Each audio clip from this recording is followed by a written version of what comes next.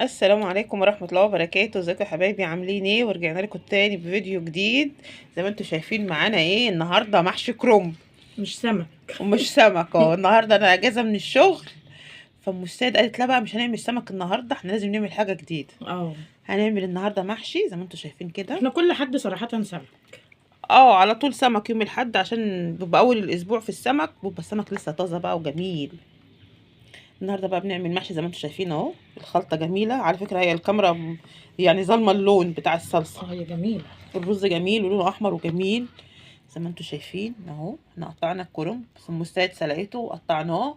احنا جايبين في فيديو تاني هينزل لكم برضو، هنخزن فيه ان شاء الله الكرنب بطريقه سهله وبسيطه برضو، عشان مش يبقى الفيديو طول عليكم يعني. قلنا نقسمه على نصين. والقرنبيط اهو برضو خلصته.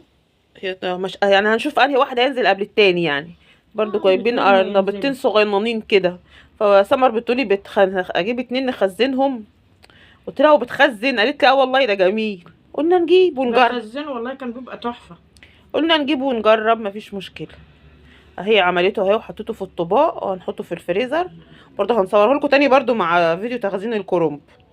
كرنب والقرنبيط. كرنب وقرنبيط. وادي الكرنب اهو، ده ان شاء الله اللي هنخزنه. وده اهو احنا عملنا فينا في نفسنا عامله النهارده شنيعه. ولعنا على الفرخه ام فريده مضحيه يا ولاد. مضحيانا دي تاني تضحيه. عادي يا ستي عادي. تسلمي يا ام فريده تسلمي. ما احنا كلنا ناكل مع بعض، اللمه حلوه والله يا ولاد. اللمه جميله على فكره. احنا مش بنحسبها ان هات وانا اجيب والكلام ده، لا احنا لا واحد خالص والله. احنا الاتنين بيتنا واحد. قلنا بقى نتغدى مع بعض كده النهارده محشي وايه زي لمتنا اللي بنتلمها في السقعه دي.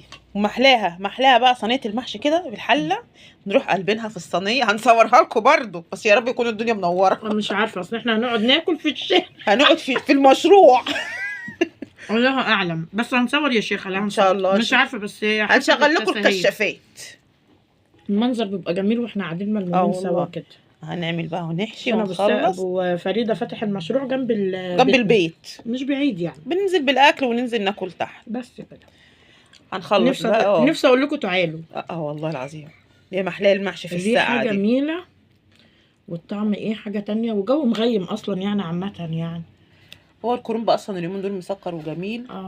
قلنا نجيب شويه ونرميهم في الفريزر. بيبقى حلو والله، بيبقى جميل. عشان انا كنت مخزنه السنه اللي فاتت مخزنه، بس ما كانتش عامله كتير بقى. مش كنت عامله كتير وانا سحبت منه كتير صراحه، فكان جميل. هي يعني ما جاتش جربته. لما تيجي اصلا انت بدك تخزنيه بتطلعيه بتفكيه بشويه ميه سخنه. بس كده بيبقى جميل. ولما تسلقيه برضو نص سلقه، مش تجري عليه نص سلقه. هنخلص بقى المحشي ونرجع لكم تاني ان شاء الله. ان شاء الله. شايفين يا حبايبي المحشي وجمال المحشي. حلة محشي سخن يا بنت الحمد مولعه. يا ام زياد، فين الفوطه يا ام زياد؟ وده غدانا يا حبايب قلبي بعد الشغل. فرخه حاجه بسيطه. فرخه بلدي مننا عشان يستوي. اهو شفتوا الجمال.